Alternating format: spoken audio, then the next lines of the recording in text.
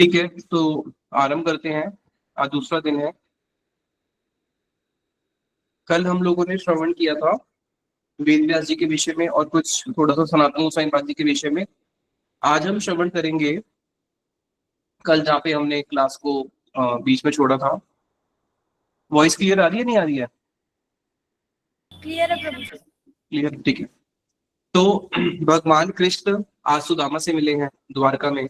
तो वहां पे वो अपने पुराने गुरुकुल के दिनों को स्मरण करते हैं, सुदामा का हाथ अपने हाथ में पकड़ते हुए और अपने उन गुरुकुलों के दिनों को याद करते हुए एक बड़ा ही सुंदर श्लोक बोल रहे हैं भगवान कृष्ण। स वै सत कर्माणानां साक्षात द्विजाते इह संभवा आद्यो अंग यत्र आश्रमीनाम यथा अहम ज्ञानदा गुरु। जिसमें भगवान कृष्ण बता रहे हैं कि इस जगत में एक जीव के तीन पिता होते हैं। सबसे पहला पिता कौन होता है? सबसे पहला पिता उसको बोला जाता है जो वीर्य से पुत्र को जन्म देता है, वो हो गया पहला पिता। फिर दूसरा पिता कौन होता है? देखा होगा ब्राह्मण के शब्द के आगे लगते हैं द्विजा, ब्राह्मण को बोलते हैं द्विजा। ये द्विजा शब्द इसको बोला जाता है, पक्षी को बोला जाता है, पक्षी को बोलते हैं द्विजा। और ब्राह्मण को भी द्विजा बोलते हैं। पक्षी को द्विजा क्यों बोलते हैं? क्योंकि पक्षी का जन्म जो है दो बारी होता है। पहले होता है अंडे से, और फिर अंडे से फिर पक्षी का दोबारा जन्म होता है। पहले मुर्गी अंडा देगी, अंडे के ऊपर जब उसका ताप उसको प्राप्त होगा, उसके बाद फिर अंडे से बच्चा निकलेगा। तो पक्षी को बोलते हैं द्विजा। सारे पक्षी जो है अंडे से जन्म लेते हैं। और ब्राह्मण को भी बोलते हैं द्विजा, जिसका दो बारी जन्म होता है। दूसरी बार उसका जन्म कैसे होता है? ब्राह्मणों में यज्ञोपवीत संस्कार किया जाता है। तो यज्ञोपवीत संस्कार करने वाला जो ऋत्विक है, जो वहां पे आचार्य है या जो भी उसका गुरु है, जो उसको ब्रह्म गायत्री देता है और उसको ब्राह्मण को जनेऊ देता है, वेदों में पढ़ने का अधिकार देता है। वेद में पढ़ने का अधिकार ब्रह्म गायत्री के बाद दिया जाता है। इसलिए ब्रह्म गायत्री जो है वो स्त्रियों के लिए निषेध है। स्त्रियों को ब्रह्म गायत्री कभी भी नहीं करनी चाहिए, ना ही उसका उनको जप करना चाहिए। जिस प्रकार से वेदों में ब्राह्मणों को अधिकार मिला है, वेदों में शूद्रों को अधिकार नहीं है, स्त्रियों को अधिकार नहीं है, उसी प्रकार से जो ब्रह्म गायत्री है वो ब्रह्म गायत्री में अधिकार केवल ब्राह्मणों का है। ब्रह्म गायत्री के बाद ही आप वेद पढ़ने के अधिकारी होते हो। क्यों? क्योंकि गायत्री जो है वो, गायत्री जप करने से क्या होगा, जो बुद्धि है वो सूक्ष्म हो जाती है। और जब बुद्धि सूक्ष्म हो जाएगी तभी ही जाके वो वेदों के अर्थ को समझ सकती है। नहीं तो बोलते हैं ना, अरे इसकी तो बहुत मोटी बुद्धि है, बोलते हैं ना जगत में भैंस की जैसी बुद्धि है। तो मोटी बुद्धि जो है वो शास्त्रों को नहीं समझ सकती है। तो ब्रह्म गायत्री से ये नियम होता था, गुरु के आश्रम में रह के आप गुरु की सेवा करोगे, ब्रह्म गायत्री जप करोगे, आपकी सूक्ष्म बुद्धि हो जाएगी, तब आप वेदों को पढ़ने के अधिकारी बनते हो। तो खैर, वो दूसरे गुरु होते हैं जो क्या करते हैं, यज्ञोपवीत संस्कार करते हैं। लेकिन जो वास्तविक गुरु है, जो आपको क्या करता है, ज्ञानंजन शलाकया, जो ज्ञान का अंजन आपके नेत्रों में लगाता है और क्या करता है, अज्ञान तिमिरांधस्य से, अज्ञान रूपी तिमिर के अंधकार से आपका उद्धार करता है। जो आपको वास्तविक में बताता है कि कृष्ण कौन है, तुम कौन हो, तुम्हारा कृष्ण से क्या संबंध है। जो आपको भगवान के पास लेके जाता है, उसको बोला गया है, जो हमारे दीक्षा गुरु होते हैं, सतगुरु, वो जो गुरु है वो ही वास्तविक गुरु है और वो ही वास्तविक पिता है। इसलिए भगवान कह रहे हैं, हम ज्ञान दा गुरु, कि ज्ञान देने वाला जो गुरु है वो मैं हूँ। भगवान कृष्ण ने भागवत में अनेकों जगहों पे इस बात को बोला है। जैसे सुदामा को बोला कि वो ज्ञान देने वाला जो आपको भगवत विषय का ज्ञान देता है वो गुरु मैं हूँ। वेद व्यास जी ने क्या किया, भगवत विषय का ज्ञान दिया। इसलिए वेद व्यास की तिथि वाले दिन अपने गुरु की पूजा करते हैं, उनको वेद व्यास जी का एक प्रतिनिधि के रूप में, या फिर उन्हीं का ही एक एक्सपेंशन, उन्हीं का ही विस्तार के रूप में, क्योंकि ये क्या कर रहे हैं, उस विषय का ज्ञान दे रहे हैं। तो जो भगवत विषय का ज्ञान देता है, जो हमें भगवान की ओर उन्मुख करता है, वो ही वास्तविक में एक सदगुरु है और वो ही पूज्य है। और वो कैसा पूज्य है? आचार्य माम विजानया, भगवान कृष्ण भागवत में कहते हैं, आचार्य मान विजान्य ना ममनियत करिचित, कि उस आचार्य को जो क्या कर रहा है, आपको भगवत उन्मुख कर रहा है, उस आचार्य को मेरा ही स्वरूप मानो, ना वमनियत करिचित, कभी उसकी अवज्ञा मत करना। फिर आगे भगवान कृष्ण सुदामा को बोलते हैं कि नन्व अर्थ को विदा ब्राह्मण वन आश्रम बताम ये मया गुरु ना वाचा तरंती अजो भवानवम, कि इतना बड़ा भव सागर जिसको पार करना बड़ा ही दुस्तर है। ये जो भव सागर है ये बहुत ही विशाल भव सागर है, जिसके अंदर कोटि कोटि हमारे जन्म बीत चुके हैं, कोटि कोटि कितने जन्म बीत चुके हैं उसकी कोई गिनती नहीं है। इतने बड़े विशाल भव सागर को पार करना बहुत कठिन है। तो कैसे पार कर सकते हैं? तो भगवान कृष्ण सुदामा को ही बता रहे हैं कि जो गुरु के वचन होते हैं, जो उन गुरु के वचन को क्या करता है, गुरु मुख पद्मा वाक्य चिते ते करिया क्या आपना मने आशा। जो गुरु के वचनों को और अपने चित्त को एक कर लेता है। गुरु ने जो वचन दिए बस उसको साथ साथ में अपने चित्त में एक कर लिया, बस जो गुरुदेव ने बोल दिया। जैसे उदाहरण, अरुणी, एक अरुणी थे, गुरुदेव उदाहरण देते थे। अरुणी को उनके गुरुजी ने बोला जाओ, हाथ में फावड़ा दे दिया, बोले जाओ बारिश का समय आ रहा है, खेत में पानी नहीं आना चाहिए, मिट्टी को ऐसे कुछ करके कर दो कि जिससे मिट्टी का मेड़ बना दो। मेड़ बनाने से क्या होगा कि पानी जो है वो हमारे खेतों में नहीं आना चाहिए। अब वो जब वहां पे पानी को रोकने के लिए गए, बहुत प्रयास किया, तो देखा कि बार बार एक जगह से पानी निकल जाता है, कितनी मेड़ बनाए निकल जाता है। तो मैं क्या करूं? तो अपने ही शरीर को एक दीवार की तरह लगा के उस खेत के पास ऐसे रोक के रखा जिससे पानी ना जाए, और पूरी रात पानी को अपने शरीर से रोक के रखा, वहीं पे ही लिट गए कि चलो कुछ पानी तो बचेगा, कुछ पानी तो नहीं जाएगा। अब उतने में ही क्या होता है, जब सुबह उनके गुरुजी आते हैं, कहाँ पे अभी अरुणी कहाँ पे है, अरुणी कहाँ पे है? तो देखा अरुणी तो बिल्कुल मूर्छित पड़ा है। क्यों? क्योंकि पूरी रात पानी में इस प्रकार से उसका शरीर भीगता रहा। तो वहीं पे उन्होंने अरुणी को बोला कि तेरे को सारे के सारे शास्त्रों का जो ज्ञान है देखो अभी के अभी स्फुरित हो जाए। तो उसको सारे के सारे शास्त्रों का ज्ञान स्फुरित हो गया। कैसे? अपने गुरुदेव के आशीर्वाद से। तो गुरु मुख पद्मा वाक्य चिते करिए, क्या शिला भक्ति वेदांत स्वामी महाराज जी, उनको उनके गुरुदेव ने जब वो युवावस्था में थे एक आदेश दिया, क्या? इंग्लिश अच्छी बोलते हो, पाश्चात्य देश में जाओ और अंग्रेजी भाषा में श्रीमंत चैतन्य महाप्रभु की वाणी का प्रचार करो। उस एक आदेश को उन्होंने अपने जीवन में क्या किया? पालन करा। और शीला स्वामी महाराज जी बोलते थे, it took me one life to fulfil my one order of Gurudev. मेरे गुरुदेव ने मुझे एक आदेश दिया था और उस एक आदेश के लिए मैंने अपना पूरा जीवन दे दिया। तो इसको बोलते हैं इस प्रकार से अपने जीवन को गुरु के आचार्य की वाणी के ऊपर ही जीना, जिसमें हमारा जीवन और गुरु की वाणी दोनों एक हो जाती है। तो ऐसे लोगों के लिए भव सागर जो है बहुत जल्दी, भगवान कह रहे हैं, वो इतने बड़े दुष्कर भव सागर को अनायास ही पार कर जाते हैं। फिर वहां पे भगवान कृष्ण ने बड़ी ही सुंदर बात बोली कि देखो सुदामा जी जो है, भगवान कृष्ण को प्रसन्न करने के लिए क्या लेके आए थे? हाथ में कुछ तांडुल लेके गए हैं, कुछ चावल लेके गए हैं। तो भगवान कृष्ण सुदामा को हाथ में पकड़ के बोलते हैं कि देखो ना अहम इज्जा प्रजति व्याम तपस उपशमेन वा, कि अगर कोई मेरी इज्जा, कोई मेरी अगर बहुत बड़ी बड़ी आराधना करे, मैं उससे इतना प्रसन्न नहीं होता हूँ। प्रजति व्याम तपस उपशमेन वा, कोई भगवान की बहुत आराधना करे, मैं उससे प्रसन्न नहीं होता। कृष्ण कह रहे हैं अगर मेरी कोई उपासना करे, 16 जो जब हम भगवान की पूजा करते हैं तो पूजा में 16 उपकरण होते हैं, 16 उपकरण से भगवान की पूजा उपासना करे, भगवान के ऋषि में इतना प्रसन्न नहीं होता। अच्छा अगर कोई तपस्या करे तो भगवान कह रहे हैं हाँ ठीक है, बट मैं तपस्या से भी इतना प्रसन्न नहीं होता हूँ। तुष्यम सर्वभूतात्मा गुरु शुश्रूषया, कि अगर कोई अपने गुरुदेव की शुश्रूषया सेवा करता है, शुश्रूषया का अर्थ है अपने तन मन वचन सब कुछ प्राणों को भी अर्पित कर देना। जब सुबह संदीपनी मुनि ढूंढते हुए कृष्ण जी के पास आए और सुदामा के पास आए, तो संदीपनी मुनि ने बोला कि इस जगत में एक जीव को सबसे अधिक प्रिय होता है अपना शरीर, और तुम दोनों ने क्या किया? अपने शरीर को, अपनी आत्मा को ही मेरी सेवा में अर्पित कर दिया। तो वहां पे यद वै विशुद्ध भावेन सर्व सर्वार्थ आत्मा अर्पणम गुरु, और यही वास्तविक एक शिष्य होता है जो अपनी आत्मा भी गुरु को अर्पित कर देता है। तो तुम एक वास्तविक शिष्य हो। 64 कला सीखने के लिए गए थे संदीपी मुनि जी के आशीर्वाद से, उनको उसी समय 64 कलाएं जो है हृदय में प्रकाशित हुई। तो वहां पे भगवान कृष्ण ने किस प्रकार से गुरु की सेवा करनी होती है, अपनी आत्मा को भी अर्पित करके भगवान ने वहां पे शिक्षा दिया। तो यहीं पे सुदामा को भगवान कह रहे हैं कि तुष्यम सर्वभूत आत्मा गुरु शुश्रूषया, कि अगर कोई इस प्रकार से अपने गुरु की सेवा कर लेता है तो उससे जितना मैं संतुष्ट होता हूँ उससे ज्यादा मैं कभी भी किसी और वस्तु से संतुष्ट नहीं होता हूँ। तो भगवान कृष्ण को संतुष्ट करने का सबसे सरल उपाय क्या है?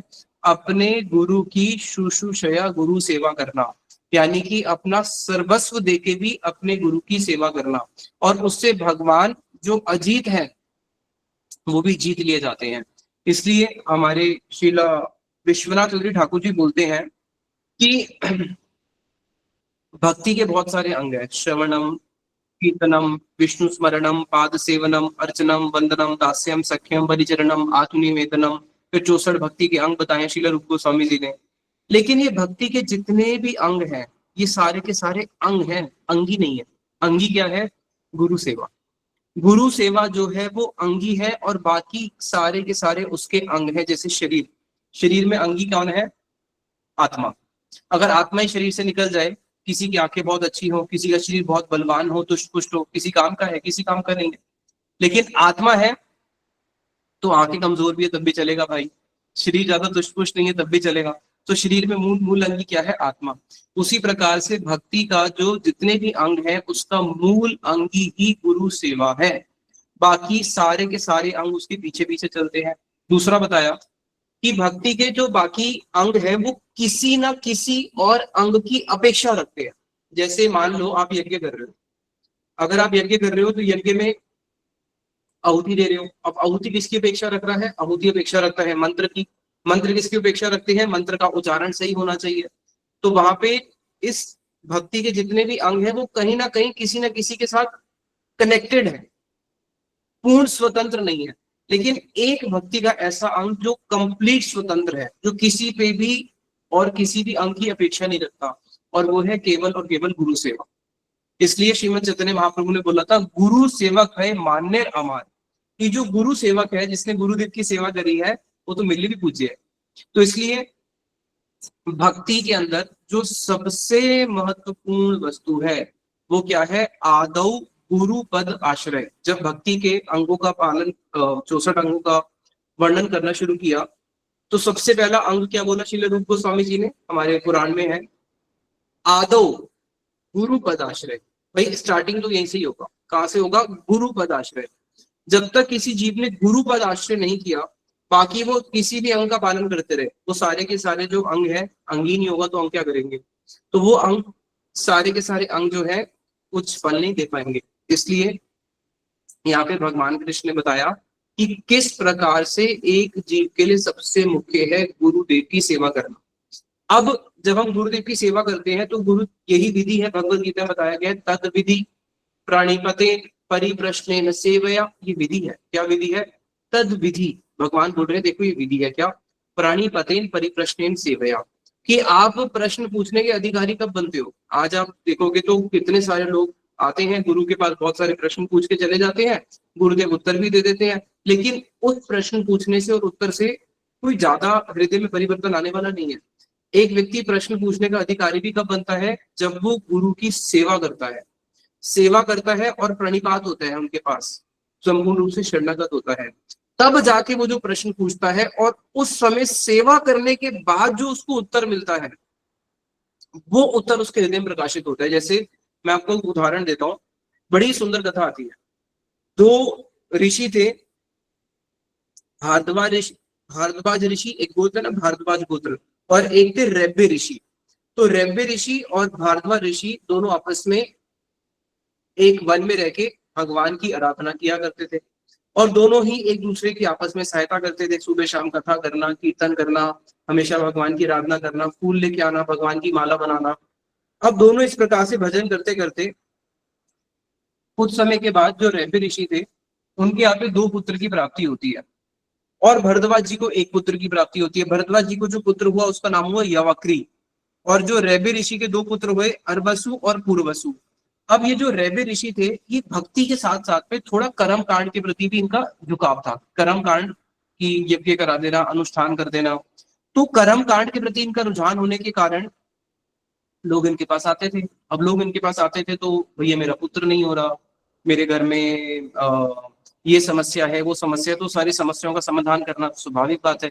जहाँ पे जीव को सबसे ज्यादा अपनी समस्याओं का समाधान मिलेगा, लोग तो वहीं भागेंगे। तो रैब्य ऋषि के पास तो बहुत लोग आने लगे। अब इनके जो दोनों पुत्र थे वो भी कर्म कांड में थोड़ा ज्यादा उनका बेंड था। तो इनके दोनों पुत्र जो है वहां पे, जो उस समय का जो राजा था, राजा ने इनको अपने पुरोहित के रूप में रखा और खुद राजा यजमान बन गया। अब इनकी बहुत चारों ओर ख्याति फैलती है, सब लोग इनके पास आते हैं। और जो भारद्वाज जी थे वो तो केवल अपना भगवान की ही सेवा में अपना दिन रात खोए रहते हैं, उनको इनसे लेना देना ही नहीं है संसार से, कौन क्या क्या नहीं। इसलिए जो भजन करने वाले लोग होते हैं वो ज्यादा डिस्टरबेंस पसंद नहीं करते। वो जब उनको लगता है कि लोग ज्यादा डिस्टर्ब कर रहे हैं तो फिर वो अपने आप को बिल्कुल गोपनीय कर लेते हैं। तो जो भरद्वाज जी के पुत्र थे यावगिरी ऋषि, यावगिरी ऋषि ने देखा, अरे मेरे पिताजी तो दिन रात केवल क्या करते रहते हैं, पता नहीं आंख बंद करके कहाँ लीन बैठे रहते हैं, और इनको देखो रैबी ऋषि के पुत्र, कितना इनका मान सम्मान है, चारों ओर इनकी प्रतिष्ठा है। तो उनके मन में इच्छा आई कि मुझे भी इनके जैसा बनना है, कि हमारे पास भी लोग आए, हमको भी मान सम्मान मिले, राजा इनको इतनी पूजा करता है। तो उन्होंने क्या किया, इंद्र को तपस्या करनी शुरू करी। जब तपस्या शुरू करी, इंद्र आए, उन्होंने बोला देखो इंद्र, मेरे को एक वर चाहिए, मुझे ये वर चाहिए कि जितने भी वेद हैं उन सारे वेदों का ज्ञाता बन जाओ। इंद्र ने बोला ये तो हो नहीं सकता। इतना बोल के इंद्र चले गए। फिर ये और कठोर तपस्या करने लग गए। जब और कठोर तपस्या करी तो इंद्र वापस आए, बोले क्या चाहते हो? बोला जो पहले मांगा था वही चाहता हूँ, कि मैं सारे वेदों का ज्ञाता बन जाऊं। बोले देखो सारे वेदों का ज्ञाता तपस्या करके नहीं बना जा सकता है। सारे वेदों का अगर तुम्हें ज्ञाता बनना है तो क्या करना पड़ेगा? तस्मात् गुरुम प्रपद्येत जिज्ञासु श्रेय उत्तमम शब्दे परिणच निष्णातम ब्रह्मणि उपशम आश्रयम। गुरु के पास जाओ, गुरु की सेवा करो, और गुरु अगर प्रसन्न हो जाएंगे तो तुम सारे वेद अपने आप प्रकाशित हो जाएंगे। बोले नहीं, मैं तो तपस्या से ही करूंगा। फिर उसके बाद इंद्र ने क्या किया, देखा समझता ही नहीं है, जब देखो बस तपस्या को अपनी और कठोर में कठोर बनाता रहता है। तो इंद्र ने क्या किया, एक ब्राह्मण का रूप लेके आए, और जिस नदी के तट पे बैठ के तपस्या कर रहे थे वहीं से कुछ बालू को लेके ऐसे हाथ में बालू लेते हैं और यमुना जी में फेंक देते हैं, फिर बालू लेते हैं उस यमुना जी में फेंक देते हैं। इसने उस ब्राह्मण से जाके पूछा, ब्राह्मण आप कर क्या रहे हो, एक एक मुट्ठी बालू लेके इसमें क्यों फेंक रहे हो? बोले मैं एक एक मुट्ठी बालू लेके इसलिए फेंक रहा हूँ कि जो यमुना जी है ये बहुत विशाल है, लोगों को इस पार से उस पार जाने के लिए नाव में आना जाना पड़ता है, कभी नाव मिलती है कभी नहीं मिलती। तो मैं सोच रहा हूँ कि मैं एक एक बालू इसमें डालता रहूंगा, तो बालू डालते डालते क्या होगा, ये यमुना जी जो है पूरी बालू से भर जाएगी, तो पानी रहेगा नहीं, और फिर जमीन बन जाएगी, इसके ऊपर लोग आना जाना करेंगे। वो हंसने लगे, अरे कैसी बातें करते हो बूढ़े ब्राह्मण, बुद्धि है या नहीं है? बुढ़ापे के साथ साथ बाल झड़ने के साथ साथ बुद्धि भी झड़ गई क्या? जितना भी यमुना जी का जो आप बालू डालते रहोगे, बालू तो यमुना जी बह के ले जाएगी। क्या इसमें बालू डालते डालते क्या कभी यमुना जी का जल रुक सकता है क्या? उसकी धारा तो कंटिन्यूस पीछे से चली हुई आ रही है, और उससे क्या तुम्हारा यहाँ पे ये समतल हो जाएगा? उसने कहा भाई ये तो तुम्हें इंद्र समझाना चाहते हैं कि क्या कठोर से कठोर से भी कठोर तपस्या करके क्या वेदों का ज्ञान ऐसे ही प्रकाशित हो जाएगा? तो वो समझ गई कि ब्राह्मण और कोई नहीं, कौन है? इंद्र है। लेकिन उसने भी ढीठ था। तो यावगिरी ऋषि जी ने फिर क्या किया, फिर बोले अब मैं और कठोर तपस्या करूंगा, और मैं तो तपस्या से ही वेदों को जानूंगा, और कठोर तपस्या करने लग गए। अब जब इंद्र आए, इंद्र जी भी दुष्ट हो चुके थे। बोले ये बार बार कठोर तपस्या करता है तो करे क्या? बोले जाओ, देखो सारे वेदों का ज्ञान हो जाए। ज्ञान बोला, विज्ञान नहीं बोला। ज्ञान और विज्ञान में अंतर है। ज्ञान होता है केवल नॉलेज, विज्ञान होता है अनुभूति सहित जो नॉलेज होती है उसको बोला जाता है विज्ञान। तो वहां पे अब उसके अंदर बहुत बड़ा अहंकार आ गया, क्या कि मैं तो सारे वेदों को जानता हूँ, सारे वेदों का मैं ज्ञाता हूँ। अपने पिताजी के पास गए, पिताजी को सब कुछ बताया। तो भारद्वाज जी तो बड़े दुखी हुए, और दुखी तो हुए हुए और बड़े चिंतित भी हुए कि अब ये जो विद्या है यही विद्या इसका क्या करेगी, इसका विनाश का कारण बनेगी। क्यों? क्योंकि वो विद्या उसने कैसे हासिल करी है? गुरु की कृपा से हासिल नहीं करी। कैसे हासिल करी है? अपनी साधना करके करी है। तो जो अपनी साधना करके जिस विद्या को आप हासिल करते हो वो विद्या जो है आपका विनाश का ही कारण बनती है। लेकिन जो विद्या आपको गुरुदेव देते हैं उससे क्या होता है, उस विद्या से जीव के हृदय के अंदर दैन्यता आ जाती है, उसके अंदर दीनता आ जाती है। शीला रूप गोस्वामी जी की देखो कैसी दीनता है। शीला रूप गोस्वामी जी बोलते हैं, मत तुल्यो ना अस्ति ना पाप आत्मा ना अपराधी कश्चन परिहारे अभी लज्जा में तेन ब्रुवे पुरुषोत्तम। कि हे प्रभु, मत तुल्यो ना अस्ति, अगर आप तोलने जाओगे हाथ में तराजू लेके, मत तुल्यो ना अस्ति पाप आत्मा। इस ब्रह्मांड में सतयुग से लेके आदि युग से लेके अभी तक जितनी भी पाप आत्माएं हुई है या आगे भी जो पापी आत्माएं होंगी, मेरे जैसा कोई भी पाप आदमी नहीं है। मैं इतना पापी हूं, ना अपराधी च कश्चन, और मैंने बहुत अपराध किए हैं। कितने अपराध किए हैं? भक्तिया विहीना अपराध लक्ष्य, भक्ति तो है ही नहीं और अपराध मेरे कोटि कोटि लाखों लाखों अपराध है। तो परिहारे अपनी लज्जा में, और अगर मैं आपके पास आता भी हूँ हे पुरुषोत्तम क्षमा मांगने के लिए, तो मेरे को तो लज्जा आती है कि मैंने इतने पाप करे हैं, इतना अपराधी जीव हूं, मैं आपके पास क्षमा मांगने आऊं तो क्षमा मांगने भी कैसे आऊं? मैं तो क्षमा मांगने लायक भी नहीं हूँ। कितनी दीनता है। तो ये होती है दीनता, जब आपको क्या मिलती है, ज्ञान आपको आपके गुरु से प्राप्त होता है। यूट्यूब से जो ज्ञान प्राप्त होगा उससे कुछ ज्यादा हृदय में कुछ ज्यादा होने वाला नहीं है। हाँ, थोड़ा बहुत कुछ हो जाएगा, बट शुद्ध भक्ति के लिए तो हमें गुरु के पास जाना पड़ता है, उनकी सेवा करनी पड़ती है, और सेवा के बाद जो हमें वस्तु प्राप्त होती है उस वस्तु की बात ही अलग होती है। तो वहां पे उन्होंने बोला कि देखो, अब जो भी है तुमने कर लिया, बट भूल के भी रैबे ऋषि के आश्रम में मत चले जाना। अब जहां पे नहीं जाने को बोलेंगे वहां तो पहले ही जाएंगे। तो रैबे ऋषि के आश्रम में गए, वहां पे उनका जो पुत्र था, पूर्वसु की जो वधु थी विशाखा, उसको देखा, और उसको देखने के साथ साथ विशाखा के प्रति उसका आकृष्ट हुआ, और विशाखा को उसने बोला कि देखो, मैं ऋषि संतान हूँ, मैं ये हूँ, मैं वो हूँ, मुझे सब कुछ आता है, ये है वो है। और उसको उसने उसके साथ संभोग किया। वो संभोग नहीं करना चाहती थी, तब भी इसने उसके साथ संभोग किया।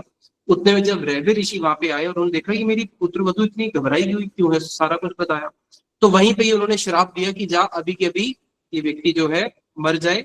तो उन्होंने वहीं पे अपनी जटा से एक असुर को पैदा किया, और उस असुर ने जाके उनका वध कर दिया। वो महाभारत की बहुत लंबी कथा है, फिर क्या आगे होता है, बट इस शॉर्ट में इस सार को समझो कि जिस ज्ञान को अगर कोई सोचे कि मैं बिना गुरु के प्राप्त कर लूंगा, अपने अध्ययन से प्राप्त कर लूंगा, या मैं किसी और तरीके से प्राप्त कर लूंगा, उसको नहीं किया जा सकता। ये वस्तु जो है गुरु कृपा ही केवलम, ये जो भगवान की प्राप्ति है, जो भगवत प्राप्ति का मार्ग है, इसमें केवल एक चीज कार्य करती है, क्या? गुरु कृपा ही केवलम। केवलम यानी कि only and only, fully monopoly है किसकी? गुरु कृपा। और ये गुरु कृपा कैसी है? ये गुरु कृपा ऐसी है कि जो गुरु कृपा है, कृष्ण की कृपा गुरु की कृपा की अनुगामी है। समझ रहे हो? अगर कृष्ण को किसी पे कृपा भी करनी होगी तो वो क्या करेंगे? पहले गुरु कृपा होगी, तब कृष्ण कृपा होगी। अगर किसी के ऊपर गुरु की कृपा ही नहीं हुई तो कृष्ण कृपा भी स्वतंत्र नहीं है, कृष्ण की कृपा भी परतंत्र है। किसके? गुरु की कृपा के। इसलिए एक श्लोक आता है जिसे बताया गया है, हरौ रुष्टे गुरु स्त्राता, कि अगर कभी हरि आपसे रुष्ट हो गए,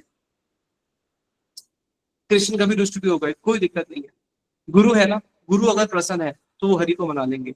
गुरु रुष्टे ना कश्चन, लेकिन कभी अगर ऐसा हो कि गुरु रुष्ट हो गए, तब तो भैया कुछ भी नहीं हो सकता, फिर तो कोई भी संभावना नहीं है, फिर कृष्ण भी उसका कुछ नहीं कर सकते, क्योंकि कृष्ण की कृपा जो है वो हमेशा और हमेशा गुरु की कृपा की अनुगामी है। अगर गुरुदेव ने बोला कि इसको कृष्ण की प्राप्ति हो, तो कृष्ण को उसी समय वहां पे आना पड़ेगा। इसलिए हमारा कीर्तन है ना, क्या बोलते हैं?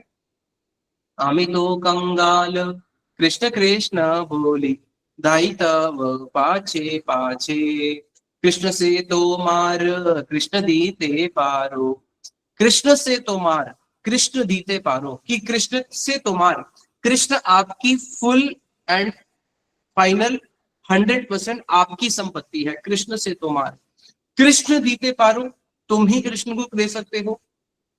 आमी तो कंगाल, कृष्ण कृष्ण बोली, मैं तो कंगाल हूँ, कृष्ण कृष्ण बोलता हूँ, धाई तब पाछे पाछे, मैं कृष्ण कृष्ण भी बोलता हूँ, लेकिन स्वतंत्र रूप में नहीं बोलता, आपके पीछे पीछे बोलता हूँ। क्यों? क्योंकि मुझे पता है कि कृष्ण की कृपा भी अगर होगी तो किसके माध्यम से होगी? आपके माध्यम से होगी। इसलिए हमारे गुरुवर हुए हैं श्रीला भक्ति रूप सिद्धांति गोसाई महाराज। जन्माष्टमी का दिन था, उन्होंने कहीं बाहर से रजनीगंधा के कुछ बड़े सुंदर सुंदर फूल मंगवाए, गजरे मंगवाए, और उसकी सुबह से लेके शाम तक सेवक लोग बैठ के बड़ी ही सुंदर एक माला बना रहे थे। जन्माष्टमी में कृष्ण भगवान को, राधा जी को, चैतन्य महाप्रभु को अर्पित करेंगे। अब शाम को जब पट खुलेगा, रात को जब उनको माला अर्पित हुई थी, उतने में ही क्या हुआ, उनके कोई ज्येष्ठ गुरु भ्राता उनसे मिलने के लिए आ गए, प्रभुपाद जी के शिष्य।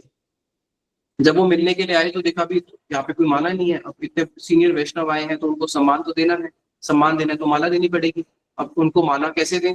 तो वो जो कृष्ण की माला थी वो साथ साथ उन्होंने क्या किया, अपने उन गुरु भाइयों को पहना दी। बोले, अरे गुरु जी क्या कर रहे हो, ये तो माला हमने कृष्ण के लिए बनाई है। बोले, हाँ तो कृष्ण को अगर हम ये माला पहनाएंगे, हमें नहीं पता कि कृष्ण संतुष्ट होंगे या नहीं होंगे, लेकिन इनको बनाने से साक्षात वो कृष्ण की सेवा में चलेगी और कृष्ण संतुष्ट होंगे ही होंगे। इसलिए एक श्लोक है जिसमें बोला गया है कि यस्य देवे परा भक्ति यथा देवे तथा गुरु, तस्य इते कथिता ही अर्था प्रकाशन्ते महात्मना, कि जो आपकी भक्ति, यस्य देवे परा भक्ति, जो आपकी भक्ति भगवान कृष्ण के चरणों में है, या जो आपकी भक्ति भगवान राम के चरणों में है, जो भी आपके इष्ट है या विष्णु के चरणों में है, यस्य देवे परा भक्ति यथा देवे तथा गुरु। और अगर उतनी ही भक्ति आप अपने गुरु के पास रखते हो, या फिर उससे एक कदम आगे, एक कदम नीचे रखोगे तो सिद्धि नहीं मिलेगी। जितनी भक्ति कृष्ण के प्रति है उतनी ही भक्ति या उससे एक कदम आगे अगर आपकी गुरु के प्रति है, तब जाके क्या होगा, यस्य देवे परा भक्ति यथा देवे तथा गुरु तस्य इते गतिता ही अर्थ प्रकाशन्ते महात्मना। उसके हृदय में ही भगवान प्रकाशित होते हैं। हमें श्रील भक्ति सिद्धांत सरस्वती ठाकुर जी बोलते थे कि देखो, बड़ा सुंदर विचार कि भगवान करुणामय है। बोलते ना, सब लोग यही बोलते हैं कि भगवान करुणामय है। जगत में कोई भी व्यक्ति दुखी होता है तो कहाँ पे जाता है? भगवान के पास। अरे भगवान कृपा करो, क्यों? क्योंकि आप कृपामय। अगर कोई व्यक्ति बहुत धनवान है तो वो अपना परिचय कैसे देगा? धनवान परिचय व्यक्ति देगा अपने धन से। अगर उसके पास धन ही नहीं है तो उसको धनवान कैसे बोलेंगे? अगर कोई व्यक्ति बहुत बलवान है तो वो अपना परिचय कैसे देगा? अपने बल से। अगर वो बल दिखाएगा, जब अपना बल का प्रदर्शन करेगा तभी तो समझ पाएगा बलवान है। अगर कोई व्यक्ति बहुत विद्वान है तो वो अपना परिचय कैसे देगा? अपनी विद्वत्ता से। अगर उसके पास विद्वत्ता है तभी तो माने कि विद्वान है। तो ऐसे ही बोलते हैं भगवान कृपावान है, भगवान जो है करुणावान है। तो भगवान अगर कृपावान है, भगवान करुणावान है, तो भगवान भी तो अपने अगर इस चीज का परिचय देना चाहिए कि मैं कृपावान हूं, मैं करुणावान हूं, तो कैसे परिचय देंगे? अपनी करुणा से या अपनी कृपा से। तो अब भगवान अपनी करुणा से परिचय कैसे देंगे? ध्रुव महाराज जी को उन्होंने ध्रुव लोक दे दिया, क्या ये उनका करुणा का परिचय है? कि देखो ध्रुव मेरे पास आया, मैंने ध्रुव को एक ध्रुव लोक दे दिया, क्या ये उनका करुणा का परिचय है क्या? तो बताया कि भगवान अपनी करुणा का परिचय देते हैं कैसे? सदगुरु के माध्यम से। जब वो आपके जीवन में एक सदगुरु को दे देते हैं तो ये भगवान की सबसे बड़ी करुणा है कि देखो मैं करुणावान हूं, इसलिए मैंने क्या किया, मैंने तुम्हारे जीवन में एक सदगुरु दिया। और वो सदगुरु और कोई नहीं होता। वो सदगुरु कौन होता है? अभी सुना था ना कि भगवान कृष्ण क्या कह रहे हैं? आचार्य माम विजान्य, मुझे ही आचार्य के रूप में जानो। इसलिए आप देखना हमारे जो गुरु वर्ग है, इस्कॉन फाउंडर आचार्य श्रील पूज्यपाद भक्ति वेदांत श्रील स्वामी महाराज, उनके नाम का ही क्या लिखा जाता है? श्री कृष्ण कृपा मूर्ति। कि भगवान श्री कृष्ण की कृपा की मूर्ति, श्री कृष्ण कृपा मूर्ति श्रील भक्ति वेदांत श्री नारायण साईं महाराज, श्री कृष्ण कृपा मूर्ति। इसलिए जो हमारे गुरु वर्ग है उनके नाम के आगे लगता है कि वो कृष्ण की कृपा की मूर्ति है। जब कृष्ण की कृपा घनीभूत होती है और वही कृष्ण की कृपा जब एक मूर्तिमंत स्वरूप धारण करती है तो वो मूर्तिमंत स्वरूप है श्री गुरु। इसलिए भगवान श्री कृष्ण की जो सबसे बड़ी करुणा है, जिसको बोला जाता है कि भगवान श्री कृष्ण की अकैतव करुणा, जिसके अंदर कोई कैतव नहीं है, जिसमें किसी प्रकार की कोई कपटता नहीं है, निष्कपट कृपा, वो भगवान की क्या है? वो यही है। भागवत में भगवान कृष्ण खुद बोलते हैं, भव अपवर्गो ब्रह्म तो यदा भवेज जनस्य तरहि अच्युत सत्समागम। कि भव अपवर्गो ब्रह्म तो यदा भवेज। जब एक जीव इस संसार के अंदर भव अपवर्ग, कबू स्वर्ग के उठाए कबू नरक के डुबाए, स्वर्ग से लेकर नरक तक इस 14 भुवन के अंदर जीव भ्रमण करते करते जब एक जीव का समय आता है, क्या समय आता है? भव अपवर्गो ब्रह्म तो यदा भवेज, कि अब उसका भ्रमण का पूर्ण विराम होने वाला है। जनस्य तरहि अच्युत सत्समागम, कि अब भगवत धाम को जाएगा। तो फिर भगवान उसको क्या करते हैं? अच्युत सत समागमा, भगवान उसको अपना सत्संग प्रदान करते हैं। और उसके प्रभाव से क्या होता है? भगवान के सत्संग में आके उसकी जो रति है, उसकी जो मति है, वो भगवान की ओर उन्मुख होना शुरू होती है। इसलिए भगवान कृष्ण की सबसे बड़ी कृपा यही है। क्या कृपा है? कि अपने भक्तों का संग दे देना, जीवन में एक सदगुरु की प्राप्ति करा देना। हमारे श्रील गुरुदेव एक बात बोलते थे, हमारे गुरुदेव इस बात को पुनः पुनः बोला करते थे कि गुरु निष्ठा is the backbone of Krishna भक्ति।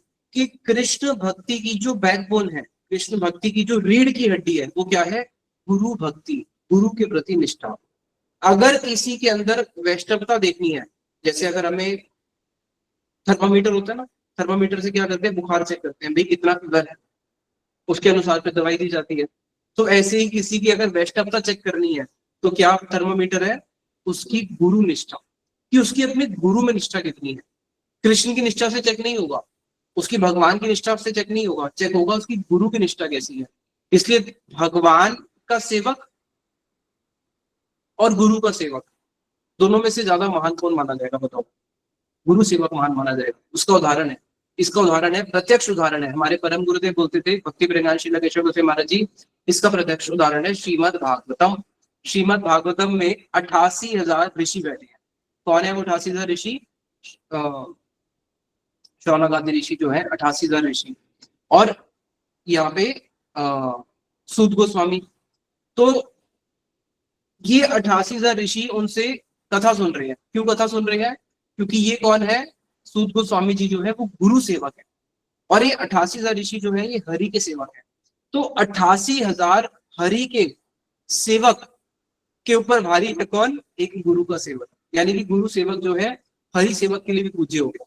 इसलिए जो भक्ति में जो सबसे बड़ा शॉर्टकट है, भक्ति का जो सबसे बड़ा शॉर्टकट है वो यही है कि किसी भी प्रकार से ये 3 प्रकार जीव जो है अपना पूरी की पूरी एनर्जी इसमें लगाए कि कैसे मैं गुरु की सेवा कर सकता हूँ, कैसे मैं अपने गुरु को संतुष्ट कर सकता हूँ। और ये प्रत्यक्ष देखने को मिलता है, भगवान श्री कृष्ण ने दिखाया किस प्रकार से उन्होंने अपने गुरुदेव की सेवा करी।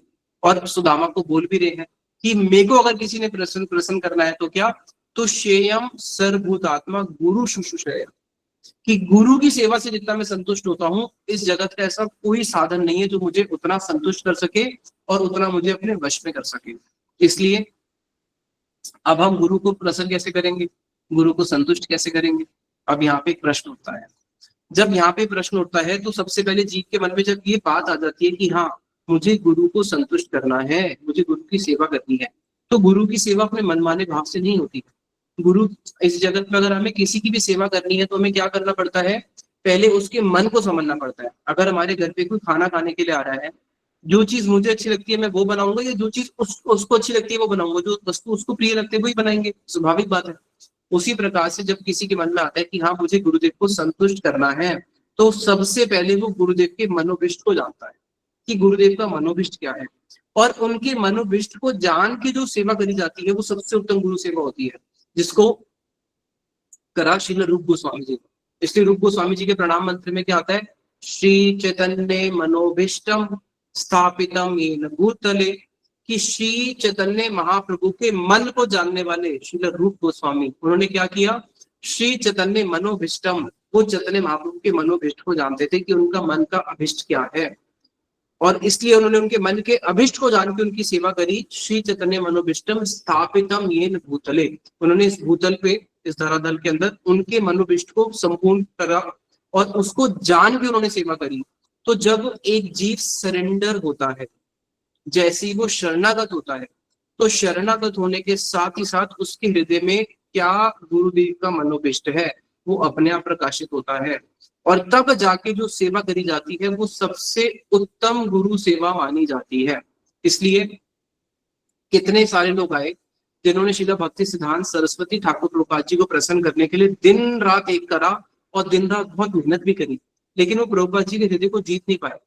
लेकिन कुछ ऐसे भी लोग थे जिन्होंने प्रभुपाद जी के हृदय को जीता। कैसे? पहले उनके हृदय को समझ के कि वो क्या चाहते हैं और उसके अनुसार फिर सेवा करी।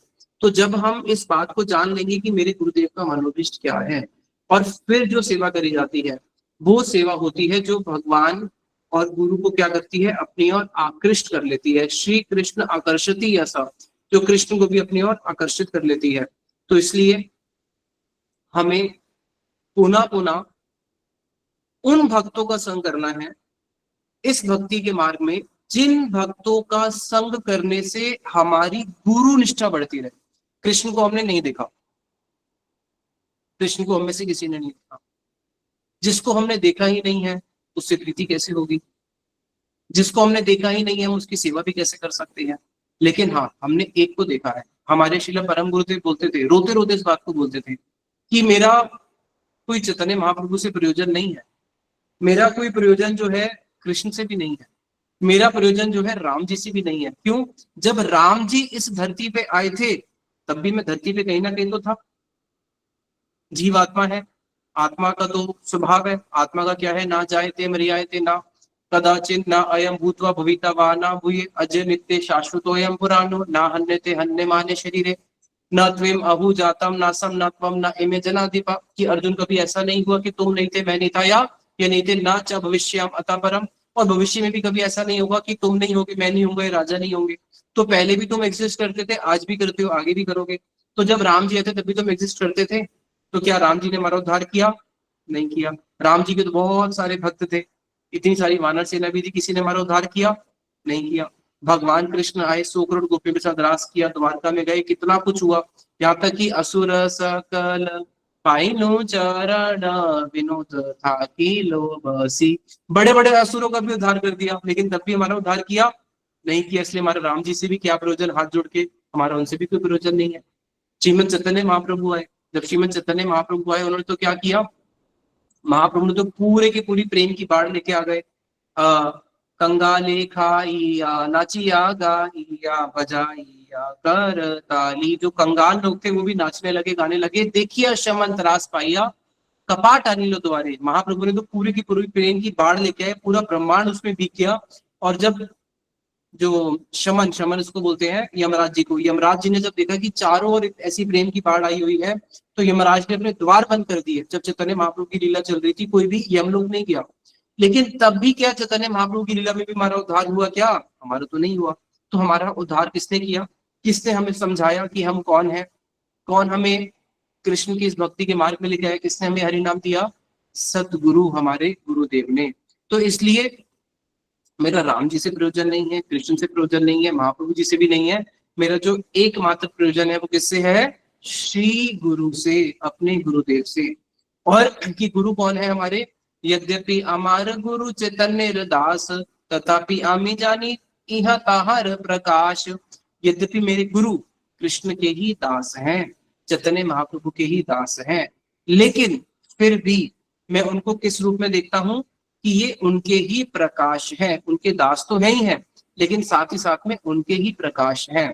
इसलिए जितने परिमाण के अंदर हम कृष्ण के ऋणी हैं, भगवान के तो सब ऋणी हैं, लेकिन भगवान के जो हम ऋणी हैं उसको हम अपने हृदय में, उस ऋण का हम अपने हृदय में किसी भी प्रकार से कुछ अनुमान नहीं लगा सकते, उसको हम बोध नहीं कर सकते। लेकिन हमारे गुरुदेव बोलते थे साधन भजन क्या है? जितने परिमाण के अंदर हम इस चीज को जानते रहेंगे कि गुरुदेव ने मेरे लिए क्या किया, गुरुदेव ने मेरे लिए क्या किया, मैं कितना गुरुदेव का ऋणी हूं, मैं कितना गुरुदेव का ऋणी हूं।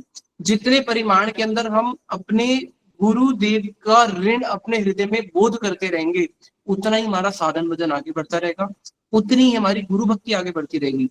तो हमारा साधन भजन क्या है? इस गुरु की, गुरुदेवी शब्द बोलते थे, गुरु की कृपा को, जो गुरुदेव ने हम पे कृपा करी है, गुरुदेव की कृपा को अपने हृदय में साक्षात अनुभव करना ही हमारे लिए साधन है। कि इस चीज का देखना कि कितनी गुरुदेव हम पे कृपा कर रहे हैं। एक जीव को भगवत उन्मुख करने के लिए प्रभुपाद जी के शब्द हैं, 100 गैलन खून लगता है। सोचो, 100 गैलन, 100 गैलन समझते हो कितना होता है? 100 गैलन खून लगता है एक जीव को भगवत उन्मुख करने के लिए, मिनिमम। मैक्सिमम कितना भी लग सकता है, ये मिनिमम है। और हम जैसे दुष्टों के लिए तो पता नहीं कितने हजारों गैलन लगेगा। तो इतना गुरुदेव एक जीव के लिए करते हैं। एक एक जीव के लिए जो गुरुदेव कितना संघर्ष करते हैं, कितनी मेहनत करते हैं, किस प्रकार से इसको भगवत उन्मुख कर सकूं, उसकी अनुभूति करना। अपने दिन रात अपने आसपास में हर क्रिया के अंदर गुरुदेव का जो कृपा है उसके दर्शन करना। तो ये ही वास्तविक में हमारी गुरु निष्ठा को और बढ़ाता है, गुरु की भक्ति को और बढ़ाता है। तो इसलिए हम लोग गुरुदेव के चीर ऋणी है। और भागवत में तो बताया गया है कि ना एवंति अपचित्तिम कव्यस्तवेशम हृदमूत स्मरंता यो अंतर बहिस्तनुकृताम अशुभम चैते आचार्य स्वगतिम व्यनक्ति। कि अगर हमें ब्रह्मा जितनी आयु भी मिल जाए, ब्रह्मा जितनी आयु मिलके भी अगर कोई सोचे कि मैं गुरुदेव के ऋण को पार कर लूंगा, तब भी वो गुरुदेव के ऋण को नहीं उतार सकता है। जब हम माँ के ऋण को 100 जन्म लगते हैं, कहते हैं 100 जन्म अगर कोई माँ की सेवा करे तो उसका ऋण पूर्ण हो जाता है 100 जन्म। और गुरु का उदाहरण क्या दिया? ब्रह्मा जी कितनी आयु भी मिल जाए, ब्रह्मा जी की आयु में तो पता नहीं कितनी करोड़ों अरबों माताएं जाएंगी, कितने अरबों जन्म हो जाएंगे, तब भी कोई गुरु की सेवा, गुरु का ऋण नहीं उतार सकता है। तो हम लोग ऐसे गुरुदेव के ऋणी हैं जिन्होंने हम जैसे दुष्टों को भी पकड़ के, चोटी पकड़ के जैसे तैसे इस मार्ग में धक्का देके लेके चल रहे हैं। और यही प्रार्थना करते हैं कि हमेशा गुरुदेव को स्मरण करते रहें, गुरुदेव को स्मरण करते करते ही हमारा जीवन का शेष हो, और वही हमारे जीवन की एकमात्र एसेट है, वही हमारी उपलब्धि है। निताई गौर प्रेमानंदे। हरि हरि।